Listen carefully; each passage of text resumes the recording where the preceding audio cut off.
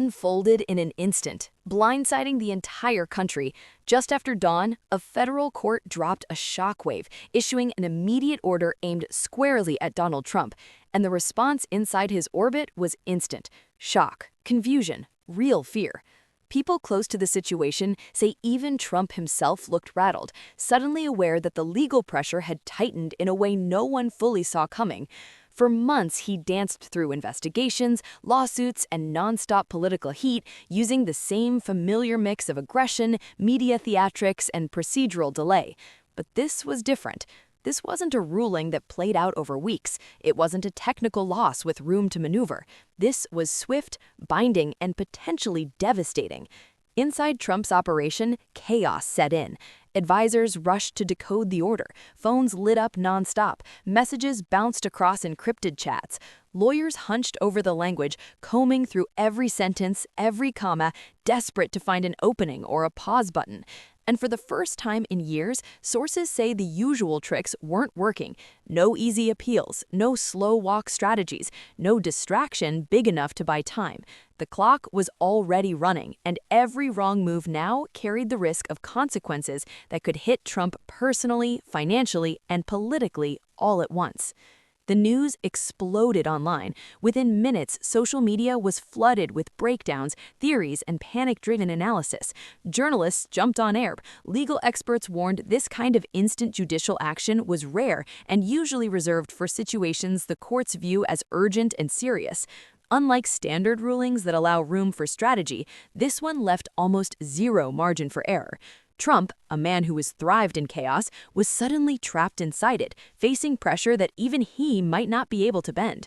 Politically, the shockwaves hit fast. Republican lawmakers, many long trained to either defend Trump outright or carefully dodge his controversies, were thrown into unfamiliar territory. Some quietly started discussing contingency plans. Others crafted statements with surgical precision.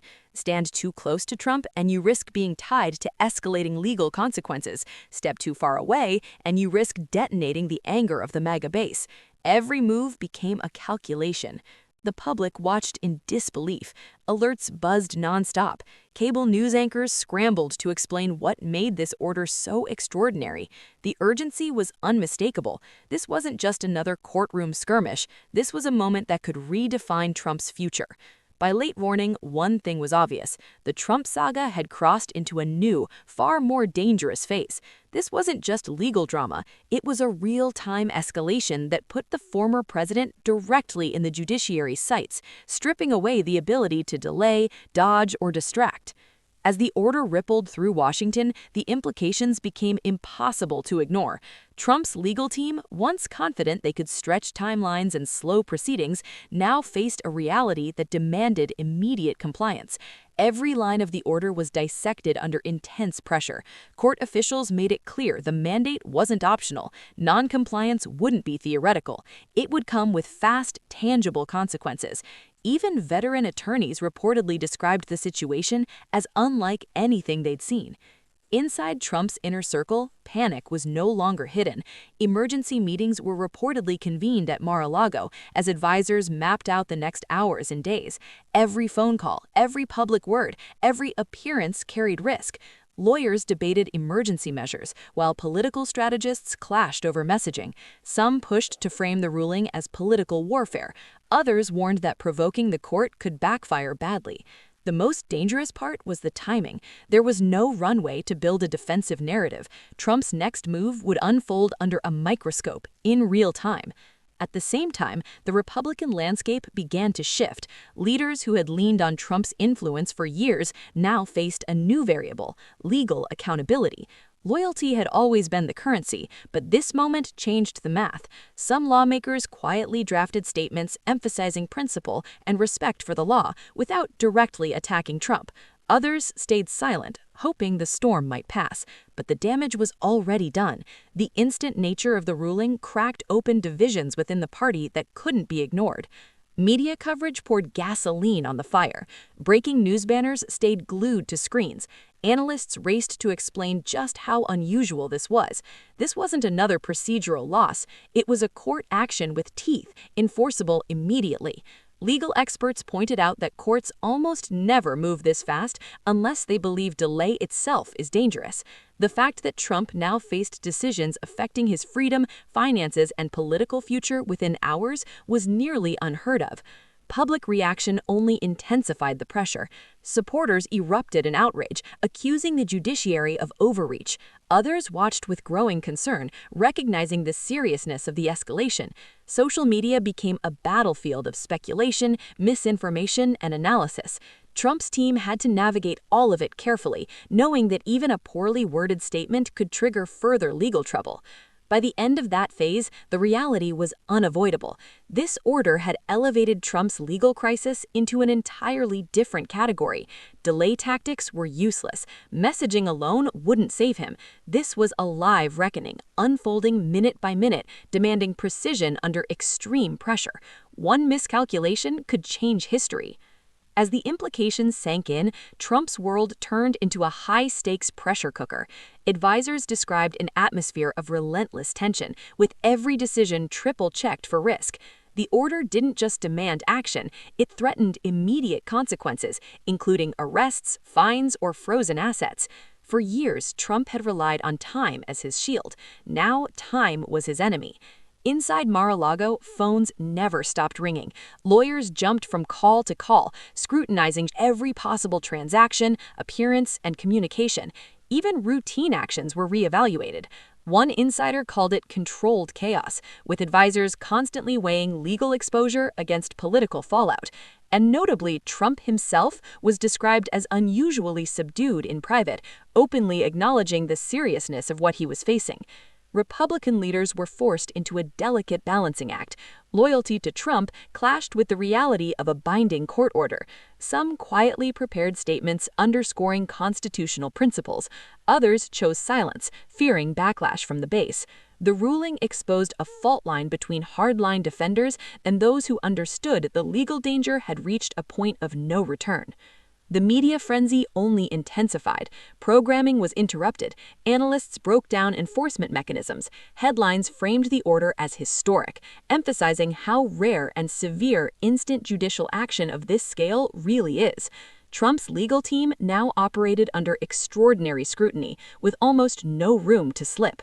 Trump's public messaging became reactive. He leaned into familiar language, calling the ruling a witch hunt and blaming political enemies. But advisors warned him repeatedly that aggressive rhetoric could be interpreted as defiance. Even a social media post now carried legal risk.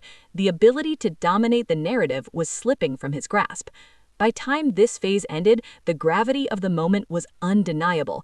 Trump wasn't dealing with political noise anymore. He was staring down an immediate legal threat that demanded flawless execution. The instant court order had turned a long-running legal battle into a real-time crisis with irreversible implications. As the hours ticked by, the consequences became more concrete. Tension inside Trump's circle turned into full-blown panic. Lawyers hunted for loopholes, but the order left almost no space to maneuver.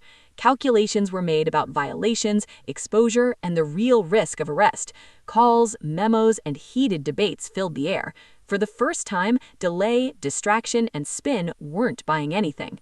On Capitol Hill, Republicans faced a brutal dilemma. Publicly backing Trump risked tying themselves to a fast-moving legal disaster. Breaking away risked igniting his base. Leadership huddled behind closed doors, trying to chart a response that wouldn't fracture the party outright. Strategists quietly admitted the order had exposed weaknesses that could linger long after the crisis passed. Media coverage went into overdrive. Alerts screamed urgency. Analysts stressed the order's immediate enforceability. This wasn't a warning shot. It was legally binding, effective immediately. Legal experts pointed out that courts almost never move this fast unless they believe delay itself is dangerous. The fact that Trump now faced decisions affecting his freedom, finances, and political future within hours was nearly unheard of. Public reaction only intensified the pressure. Supporters erupted in outrage, accusing the judiciary of overreach. Others watched with growing concern, recognizing the seriousness of the escalation. Social media became a battlefield of speculation, misinformation, and analysis. Trump's team had to navigate all of it carefully, knowing that even a poorly worded statement could trigger further legal trouble. By the end of that phase, the reality was unavoidable. This order had elevated Trump's legal crisis into an entirely different category. Delay tactics were useless. Messaging alone wouldn't save him. This was a live reckoning, unfolding minute by minute, demanding precision under extreme pressure. One miscalculation could change history. As the implications sank in, Trump's world turned into a high-stakes pressure cooker. Advisors described an atmosphere of relentless tension, with every decision triple-checked for risk. The order didn't just demand action, it threatened immediate consequences, including arrests, fines, or frozen assets. For years, Trump had relied on time as his shield. Now, time was his enemy. Inside Mar-a-Lago, phones never stopped ringing. Lawyers jumped from call to call, scrutinizing every possible transaction, appearance, and communication. Even routine